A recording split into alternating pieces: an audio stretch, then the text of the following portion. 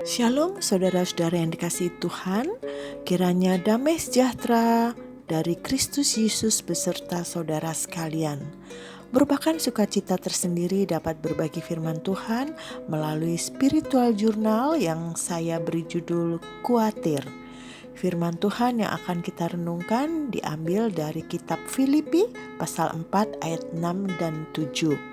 Pembahasan tentang kuatir ini saya bagi menjadi 2 bagian, dan kali ini adalah bagian yang pertama. Sebelum merenungkan firman Tuhan lebih lanjut, mari kita berdoa. Bapa yang baik, terima kasih untuk penyertaan dan pemeliharaanmu pada kami sampai hari ini. Kami masih bisa hidup dan bernafas, semua karena anugerah Tuhan semata. Bapa, kami mau merenungkan firman-Mu, mohon Roh Kudus menolong agar kami dapat mengerti isi hati-Mu dan kami dapat melakukan dalam kehidupan kami sehari-hari. Kami serahkan waktu ini sepenuhnya hanya di dalam nama Tuhan Yesus. Amin. Saudara, setiap kita pernah mengalami yang namanya kuatir. Saya pernah mengkhawatirkan pergaulan anak saya ketika baru masuk kuliah. Apalagi ketika dia menceritakan pergaulan di kampusnya. Wow, makin khawatir. Namun setelah saya pikir, ngapain khawatir? Sebab jika saya khawatir pun gak menjamin pergaulan anak saya. Lebih baik saya berdoa dan menyerahkannya pada Tuhan. Apa sih khawatir itu? Kamus Bahasa Indonesia memberitahu khawatir termasuk kata kerja yang memiliki arti takut, gelisah, cemas terhadap sesuatu yang belum diketahui dengan pasti, atau perasaan cemas yang timbul dalam diri seseorang. Lalu siapa saja yang bisa mengalami khawatir? Semua orang, dari anak-anak sampai orang dewasa. Anak khawatir ketika menanti papa mamanya yang belum pulang dari kerja gitu ya. Khawatir dapat nilai jelek, khawatir soal pelajaran dan sebagainya. Remaja khawatir ketika harus memasuki suasana baru dalam satu komunitas ya, atau khawatir tak punya teman ya, dan lain-lain. Pemuda dewasa khawatir akan pekerjaan, khawatir masa depan, khawatir akan teman hidup dan masih banyak lagi. Kekhawatiran orang dewasa lebih kompleks. Semakin usia bertambah, semakin banyak hal yang dikhawatirkan. Biasanya apa saja sih yang dikhawatirkan? Ya, orang khawatir bisa tentang sekolah, pergaulan, masa depan, pekerjaan, kesehatan, keluarga, kebutuhan hidup, jodoh, dan sebagainya. Bahkan sekarang banyak orang khawatir tentang siapa presiden Indonesia yang akan datang dan bagaimana nanti Indonesia pada masa yang akan datang. Lalu pertanyaan selanjutnya, mengapa sih orang itu bisa khawatir?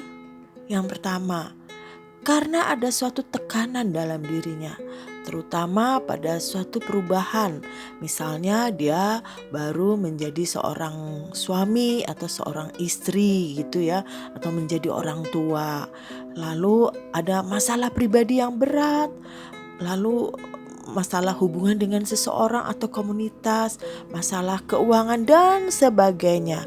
Masalah-masalah tadi bisa menjadi tekanan tersendiri dan itu menyebabkan kekhawatiran dalam diri seseorang.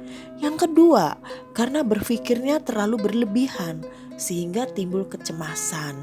Misalnya uang yang dipunyai sedikit, lalu dia berpikir, aduh gimana nih cara mengelola uang yang sebegini ya. Padahal kebutuhan makin banyak ya. Kebutuhan sekolah, transport, kebutuhan sehari-hari. Ini bakal gak cukup. Nanti bagaimana keperluan mendadak? Wah, bagaimana, cukup gak ya?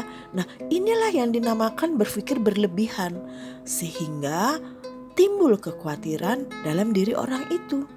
Penulis kitab Filipi adalah Paulus. Ketika menulis surat ini, Paulus itu ada dalam penjara di kota Roma. Nah, hal ini kita dapat membaca dari kitab Filipi pasal 1 ayat yang ke-7, 13 dan 14 ya. Saya akan membacakan Filipi 1 ayat yang ke-7. Memang sudahlah sepatutnya aku berpikir demikian akan kamu semua, sebab kamu ada di dalam hatiku. Oleh karena kamu semua turut mendapat bagian dalam kasih karunia yang diberikan kepadaku, baik pada waktu aku dipenjarakan maupun pada waktu aku membela dan meneguhkan berita Injil. Lanjut ayat 13 dan 14. Sehingga telah jelas bagi seluruh istana dan semua orang lain bahwa aku dipenjarakan karena Kristus. Dan kebanyakan saudara dalam Tuhan telah beroleh kepercayaan karena pemenjaraanku untuk bertambah berani berkata-kata tentang firman Allah dengan tidak takut. Nah, situasi dan kondisi yang dialami Paulus sangat tidak nyaman.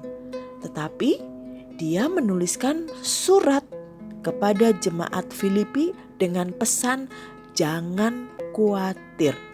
Nah, mari kita lanjut membaca dari Filipi pasal 4 ayat yang ke-6. Janganlah hendaknya kamu khawatir tentang apapun juga, tetapi nyatakanlah dalam segala hal keinginanmu kepada Allah dalam doa dan permohonan dengan ucapan syukur. Ayat 6 didahului dengan kata, janganlah hendaknya kamu khawatir tentang apapun juga. Arti kata jangan dalam Kamus Bahasa Indonesia ini termasuk kata keterangan yang mempunyai arti tidak boleh atau larangan ya. Dan memiliki akhiran lah, kata seru. Artinya suatu peringatan. Jadi kata janganlah adalah suatu peringatan yang harus diperhatikan. Janganlah hendaknya kamu khawatir tentang apapun juga, merupakan pesan Paulus kepada jemaat di Filipi.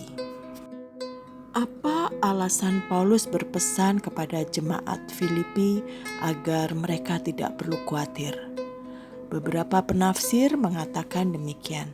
Yang pertama, untuk berterima kasih kepada jemaat Filipi atas pemberian bantuan yang mereka kirim kepada Paulus dengan perantaraan Epafroditus, supaya jemaat Filipi tidak khawatir tentang bantuan yang dikirim kepada Paulus yang saat itu berada di dalam penjara.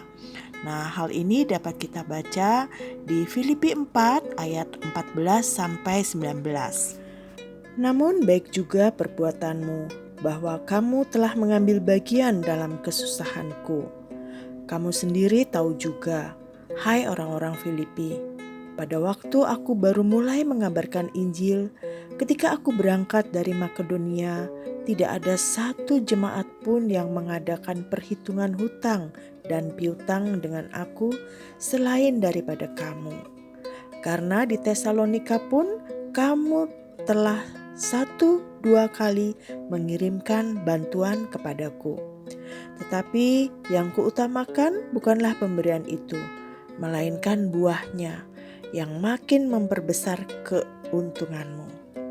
Kini aku telah menerima semua yang perlu daripadamu. Malahan lebih daripada itu, aku berkelimpahan karena aku telah menerima kirimanmu dari Epafroditus, suatu persembahan yang harum, suatu korban yang disukai dan yang berkenan kepada Allah. Allahku akan memenuhi segala keperluanmu menurut kekayaan dan kemuliaannya dalam Kristus Yesus. Kedua, untuk memberi kabar tentang keadaannya yang sekarang, supaya jemaat Filipi tidak mengkhawatirkan perihal kondisi Paulus dalam penjara di Roma. Yang ketiga, untuk meyakinkan jemaat Filipi tentang maksud Allah dalam hukuman penjaranya, supaya jemaat Filipi tidak khawatir tentang keselamatan Paulus. Nah, saudara dapat membacanya di Filipi pasal 1 ayat 12 sampai 30. Keempat, untuk menenangkan jemaat bahwa utusan mereka yaitu Epafroditus telah menunaikan tugasnya dengan setia dan tidak kembali kepada mereka sebelum waktunya, supaya jemaat Filipi tidak perlu khawatir jika utusannya yaitu Epafroditus belum bisa pulang secepatnya. Hal ini bisa kita ketahui di Filipi pasal 2 ayat 25 sampai 30. Sementara itu, kuanggap perlu mengirimkan Epafroditus kepadamu, yaitu saudaraku dan teman sekerja serta teman seperjuanganku yang kamu utus untuk melayani aku dalam keperluanku. Karena ia sangat rindu kepada kamu sekalian dan susah juga hatinya, sebab kamu mendengar bahwa ia sakit. Memang benar ia sakit dan nyaris mati, tetapi Allah mengasihani dia, dan bukan hanya dia saja, melainkan aku juga, supaya duka citaku jangan bertambah-tambah. Itulah sebabnya aku lebih cepat mengirimkan dia, supaya bila kamu melihat dia, kamu dapat bersuka cita pula dan berkurang duka citaku. Jadi sambutlah dia dalam Tuhan dengan segala sukacita dan hormatilah orang-orang seperti dia. Sebab oleh karena pekerjaan Kristus ia nyaris mati dan ia mempertaruhkan jiwanya untuk memenuhi apa yang masih kurang dalam pelayananmu kepadaku. Itulah keempat alasan Paulus menulis pesan pada jemaat Filipi agar mereka tidak khawatir. Lalu pesan untuk kita apa? Nah, saudara, untuk mengetahui kelanjutannya, saudara dapat mendengarkan di bagian kedua. Sampai jumpa.